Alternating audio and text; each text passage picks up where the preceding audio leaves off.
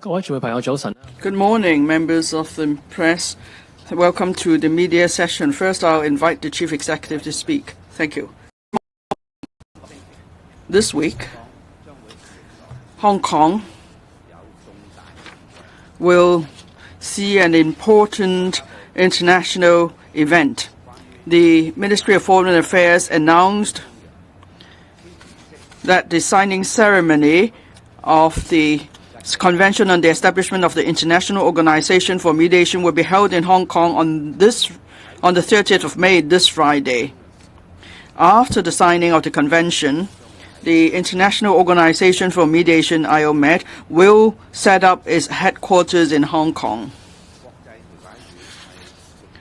The IOMED is a high-level international organization. It has the same status as the International Court and Arbitration Court in Hague, set up under the Hague Convention. So the aim, it is an important organization dedicated to resolving international disputes through mediation. The IOMED gives play to the principle of harmony so that there will be efficient, flexible, economical, friendly mediation services. I thank the central authorities for its staunch support and granting Hong Kong this very important international status. We set up the preparation office in Hong Kong, and then we completed the negotiations, and then we promoted a consensus among different parties to set up the headquarters of IOMED in Hong Kong. And then we will have the signing ceremony this Friday. It all shows that the central authorities fully support Hong Kong's effort to establish an international legal and dispute resolution center in the Asia-Pacific region. The Minister of Foreign Affairs, Mr. Wang Yi, will come to Hong Kong to attend the signing ceremony. The SAR government is greatly encouraged. On that day, there are nearly 600 countries from Asia, Africa, Latin America, and Europe, and about 20 international organizations, including the United Nations, will send senior representatives to attend the signing ceremony. In that afternoon, we will hold a global forum on international mediation to discuss topics such as mediation of disputes among countries and mediation of international investment and commercial disputes. The SR government takes the signing ceremony and the forum very seriously, so we will give our best to ensure the two events are held successfully. In 2022, the country made an agreement with 20 countries to set up the IOMED. That shows that the country is determined to set up a mediation mechanism, giving play to international laws. The IOMED is the first intergovernmental international organization on mediation, and there are countries from the different continents. They represent countries from the global south, and there are 60 countries involved in the negotiation. So this 20 countries involved in the negotiation. So this is the first international dispute and legal and dispute resolution centers an organization. And then the IOMED will bring various advantages to Hong Kong. First of all, it will elevate Hong Kong's international status. Through IOMED, Hong Kong will see its role elevated in mediation. And then Hong Kong's international influence will definitely be boosted. Now, under one country, two systems, Hong Kong has a common law jurisdiction. It is the only jurisdiction practicing common law bilingually. So we have pool of professional talents, and we could contribute to international mediation services. And IOMET will bring about various economic benefits. It will create a large number of jobs, and that includes mediators, translators, interpreters, and researchers. And then there will be various NGOs and international organizations setting up offices in Hong Kong.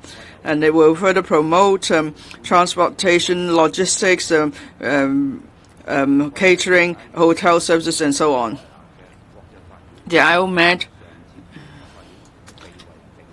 has the same status as the Permanent Court of Arbitration in Hague. So they will benefit trade cooperation between Hong Kong and they will bring about more business opportunities. And then the IOMET will further improve our rule of law system. It will promote mediation as a common form of resolution of disputes. So, and then we'll bring together legal talents from around the world. They will come to Hong Kong and help with mediation, and it will further enhance Hong Kong's position as an international legal center.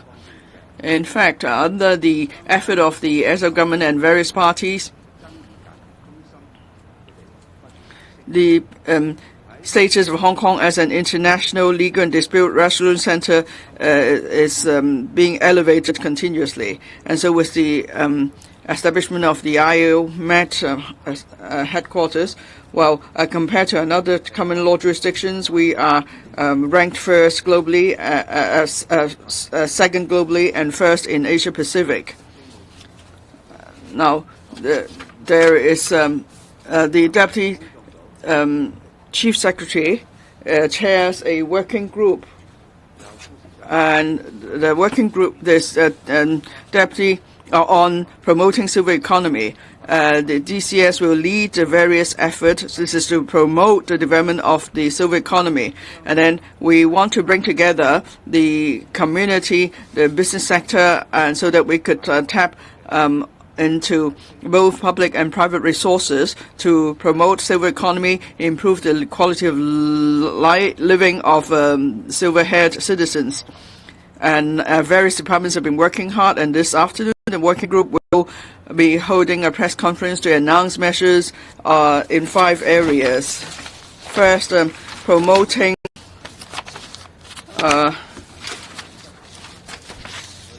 boosting silver consumption, developing the silver industry, promoting quality assurance of silver products, enhancing silver financial and security arrangements, and unleashing silver productivity. Hong Kong has one of the highest life expectancy in the world. We will see an increasing aging population by 2043.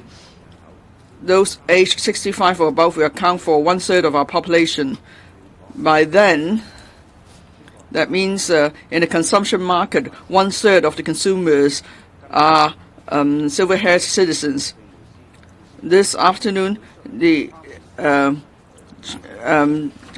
convener of the working group, Deputy Chief Secretary, will announce various measures. Thank you. The floor is now open for questions. If you wish to put questions, please put up your hand. Before you ask your questions, please tell us your media outlet and limit yourself to 2 questions. Starting from my left, I'm from Now TV. Last week, there was a service suspension along the Cheung Kwan O line. The penalty will be $19 million, and there will be a day offering half-priced rides. Lawmakers said this is too little. Chief Executive, do you think there's room for improvement? How do we make sure such incidents do not occur on the part of the MTRC? Now, the Aggressive Construction Company Limited is building more than 7,000 public housing flats. When we take off this contractor from the list, how much of a delay will that be, and how can we make sure there will be a new contractor to take its place?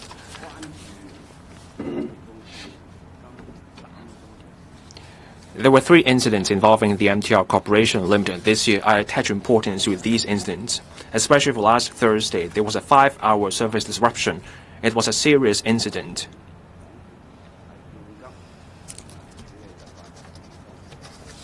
And this shows shortcomings in the MTRCL's emergency response. there's a penalty mechanism.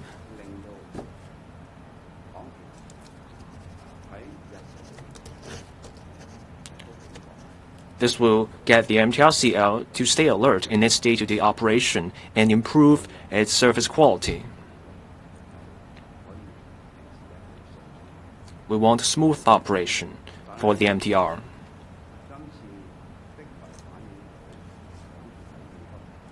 The incident last week shows there are shortcomings with emergency response on the part of the MTRCL. Yesterday, the Transport and Logistics Bureau and the MTRCL briefed electrical members on this matter. The TLB also asked the MTRCL to submit a full report on the incident within a month, with measures to address such incidents. The MTR is a major mode of transport for Hong Kong. The MTR serves 5 million passengers. There are more than 5 million passenger trips every day.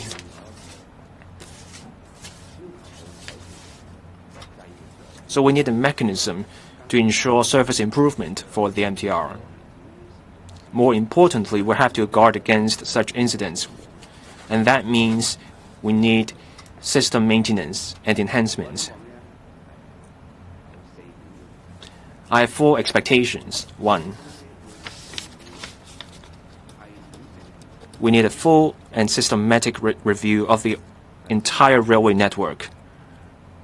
The MTRCL needs to enhance its system management, and that means better maintenance and repairs, renewing assets and components, making use of technology, and a standing mechanism to monitor and assess risks. Second, the MTRCL needs to step up its competence and training for emergency response, and this includes information dissemination. The MTRCL needs to set up an emergency response team. It needs to plan better. It needs better communication equipment and regular drills. Third, when there's a service disruption, better arrangements are needed for alternative transport. There will have to be stress tests and drills. There has to be an effective information dissemination system. The company has to put itself in the shoes of passengers. Information needs to go out in a timely way to reduce anxiety on the public's part. Fourth, the TLB, the Transport Department, and the EMSD will have to play their role in monitoring and guiding the work of the MTRC when it comes to updating its assets, maintenance and repairs, adopting technology, and also enhancing its system and training its staff as part of their 5-year plan. On Aggressive Construction Company Limited,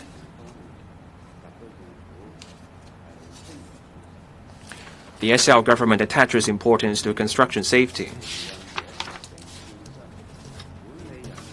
Site safety is a shared responsibility for the stakeholders involved, contractors, subcontractors, workers, etc. This contractor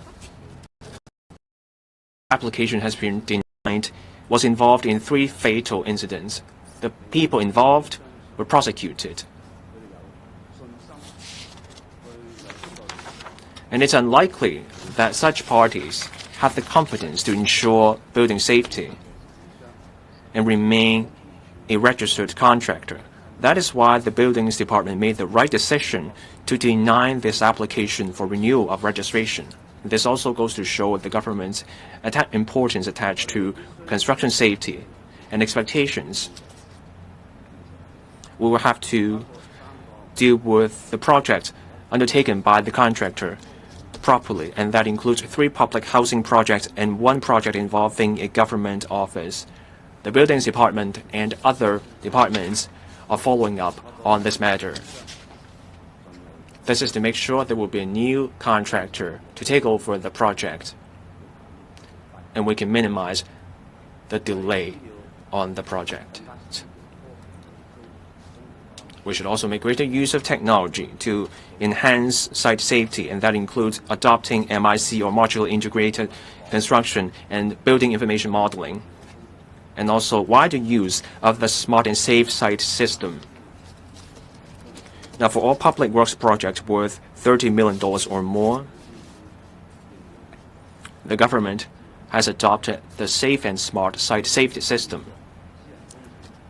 There is government subsidy for private sector companies to enhance site safety.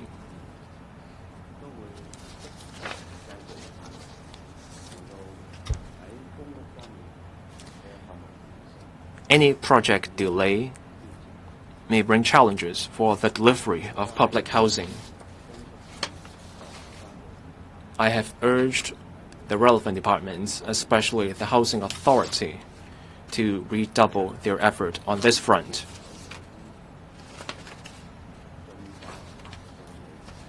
So for projects involving a new contractor,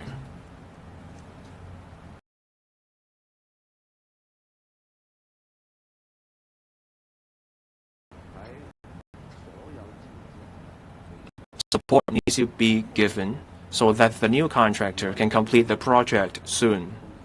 And we will make up for the lost progress, and we will work on this. The government as a team is working to minimize the impact on the supply of public housing. We will work on this to make up for the progress. Next question. The gentleman over there. From RTHK. So firstly, what is Hong Kong's position and response on the potential ban by the U.S. government in foreign student enrollment at Harvard University? And with the Education Bureau urging local universities to attract top talent, what can institutions in Hong Kong offer to ensure that those who are affected by the U.S. administration's decision will choose to come to Hong Kong? And secondly, regarding last week's MTR service disruption, there have been comments saying that the penalty and the special fare day is not sufficient to compensate passengers. Would the government consider asking for more compensation from the MTRC? And is there any need to review the railway firm's overall operations? Thank you. Well, Hong Kong will welcome any students who have been discriminated by the U.S. policy, who face difficulties to study or continue their studies in the U.S. universities. We welcome them to come to Hong Kong to continue their studies in our universities. The Hong Kong SAR government, together with the 8 UGC subsidized universities, will do all our best to facilitate and assist any students who suffered from this discriminated unfair treatment so that they will find a way to study in Hong Kong. We will do the maximum facilitation and assistance. We will be in touch with the Harvard Alumni Association so that both of us can work together to help the unfairly treated students. I have already raised the enrollment ceiling of the 8 UGC subsidized universities during my term from 20% to 40%, doubling the quota. We have room in this quota to accept students who have problems studying in the US to come to these 8 UGC-funded universities. If there's the need, I will consider further raising this ceiling.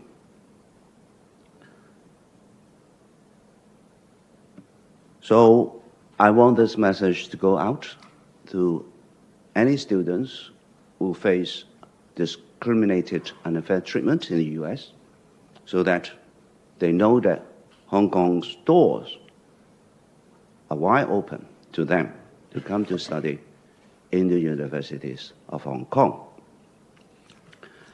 In regarding to the suspension of service of MTLC, particularly the event last Thursday, during which the suspension of service lasted for over 5 hours.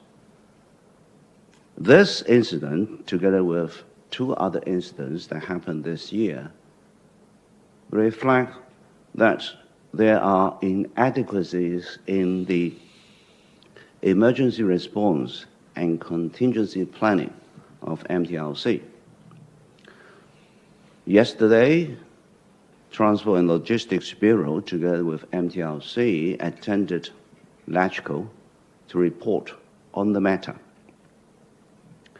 And Transport and Logistics Bureau has already asked MTLC to submit a comprehensive investigation report within 1 month and recommend remedial action.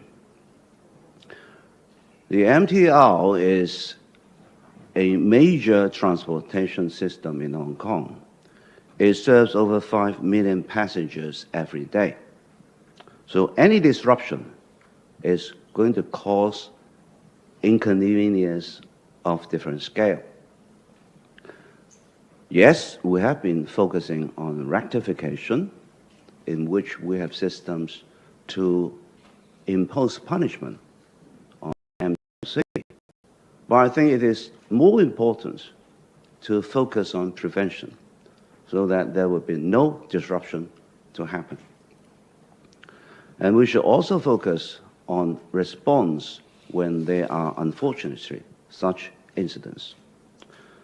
So I have made 4 directions.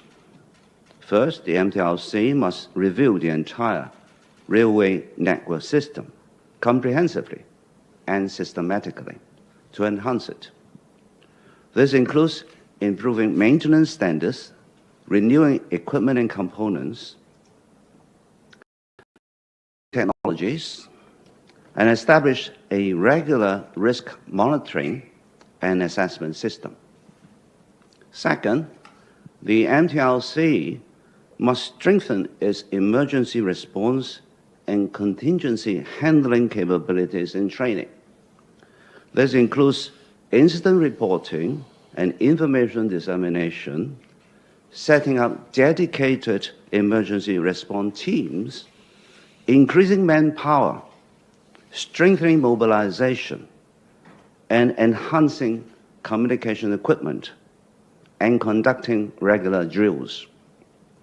Third, the MTLC must improve alternative transport arrangements during suspension of service, regularly conducting stress tests and drills, and designing an effective information dissemination mechanism that focuses priorities on passengers' needs and ensures timely and comprehensive information is disseminated to public convenience and anxiety.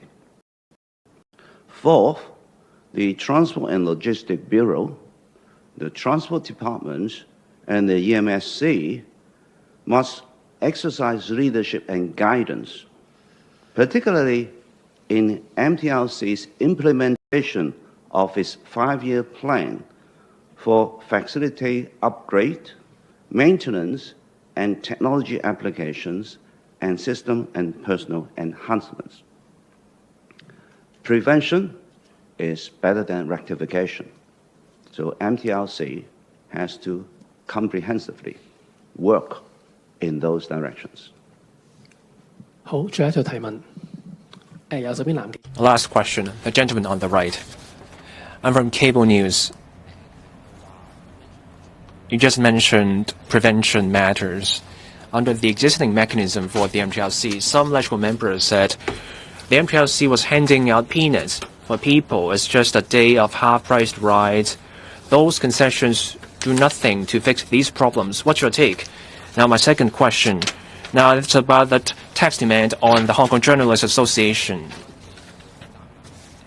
Many people that the IRD went after served posts at the HKJA, and they were also freelance journalists. So there are people wondering if the government is going after independent media outlets. Now, I take the 3 incidents involving the MTRC very seriously, especially the incident from last Thursday. The service disruption lasted 5 hours, and that caused major inconvenience and chaos.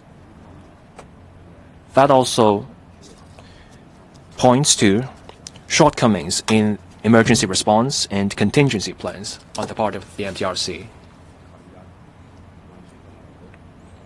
Yesterday, the TLB and the MTRC reported the matter at TMHK.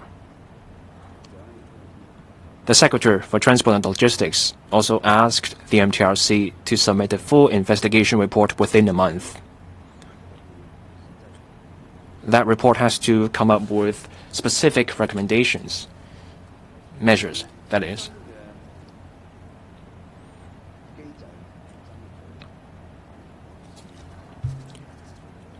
The new mechanism will address these shortcomings. The matter has been thoroughly discussed at TMHK, with various factors taken into account. Under the mechanism, there will be a penalty, meaning fines.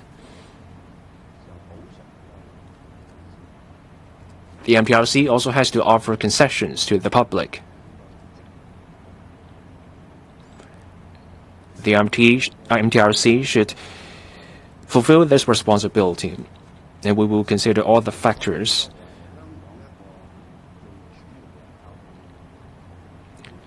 The MTR is a major mode of transport, serving 5 million passengers every day. We need better mechanisms. We also need a mechanism to prevent incidents from happening so that they do not recur in the future. That's why I proposed work on 4 fronts. 1, a full and systematic review of the entire railway network. Better management of railways, and that means better management and repair, updating components and parts, greater use of technology, a standing mechanism to monitor and assess risks. Second, strengthening capability in emergency response and contingency plans, and that includes incident reporting and information dissemination.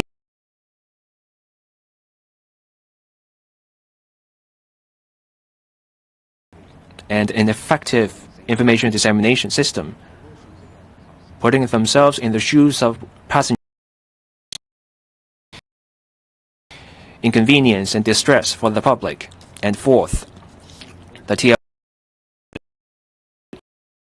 monitor and guide the work of the MTRC in updating its equipment, use of technology, and also training its staff, which is part of the 5-year plan. I hope the MTRC will learn the lessons from the spate of incidents, and they can do a better job with their system. So these are the 4 expectations.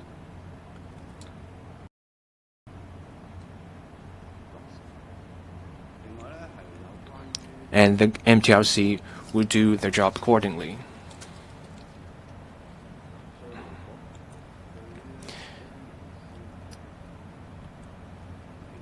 On the Inland Revenue Department, trying to recover tax payment from individuals, under Hong Kong laws, all taxpayers have to file their taxes correctly and pay their taxes on time. This is a legal requirement.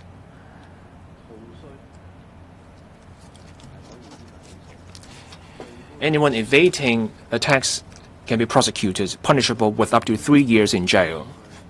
The IRD is acting in accordance with the law in investigating tax payments and trying to recover taxes. No one can break the law and evade taxes. No one has such privileges, and no one has the privilege to be immune from tax assessment. Civil servants, professionals or otherwise, journalists or those in other industries, no one is above the law. They cannot evade taxes. The culprits will be prosecuted. True professional bodies should be enhancing professionalism in their sector. They should be condemning those breaking the law and asking those people to mend their ways instead of condoning and abetting law-breaking behavior. Professional bodies or otherwise, and even those pretending to be professional bodies, condoning and abetting tax evasion and trying to pressure the government will only make themselves a laughingstock. For tax evasion, we will hold those responsible to account. That's all for the press briefing today. Thank you.